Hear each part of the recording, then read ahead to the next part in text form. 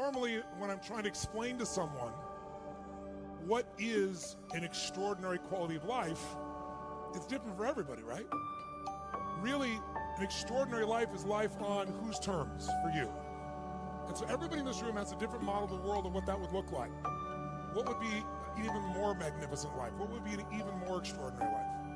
There's only two master skills to do this, and I want to remind you of those two skills because it's still the two skills for life.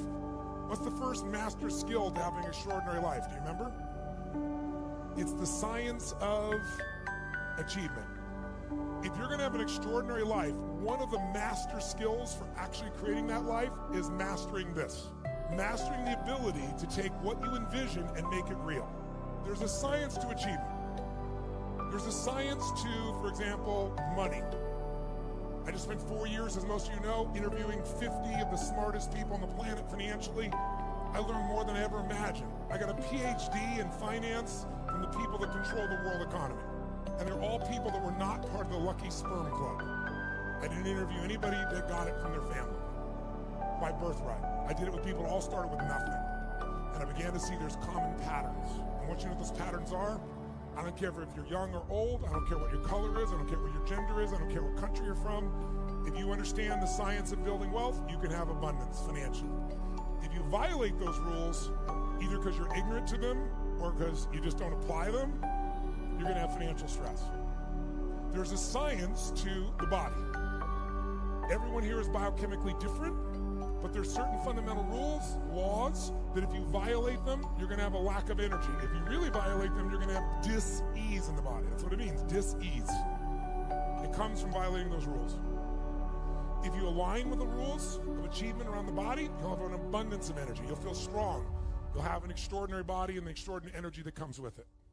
So, science of achievement is something most of you are quite obsessed by, or you wouldn't get to a room like this. But there's a second master skill to have an extraordinary life, and that second skill is the art of fulfillment. When I talk about the art of fulfillment, what I explain to people always is, I didn't say science of fulfillment. Why not? Because it's different for everyone, just like art. What one person thinks is beautiful, somebody else might think is ugly. So, if you want to know what's beautiful, as many people there are on earth, it's an art because everyone has a different view. If you want to know what God loves, the universe loves, go to the forest and see it. It's called massive diversity. It isn't a science, it's an art. But that art, unmastered, will create an ugly life. An ugly life. And the phrase I use most often, that I hope you've heard me say, and you take it in once again, maybe deeper, is success without fulfillment is the ultimate failure. Success without fulfillment is the ultimate failure. But if we don't physically make a decision how we're going to live, then we'll show up like everybody else because the human mind is not going to make you happy.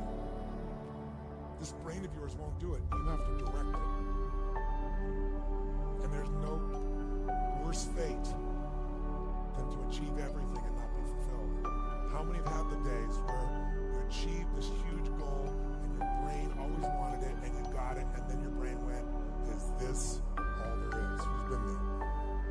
The worst experience, it's worse than failing, isn't it? Because most of you are achievers, so failure never stops you. You just look at a little bump on the road, I'll try something, what? But when you succeed and you fail, you succeed and you're not fulfilled, that's scary.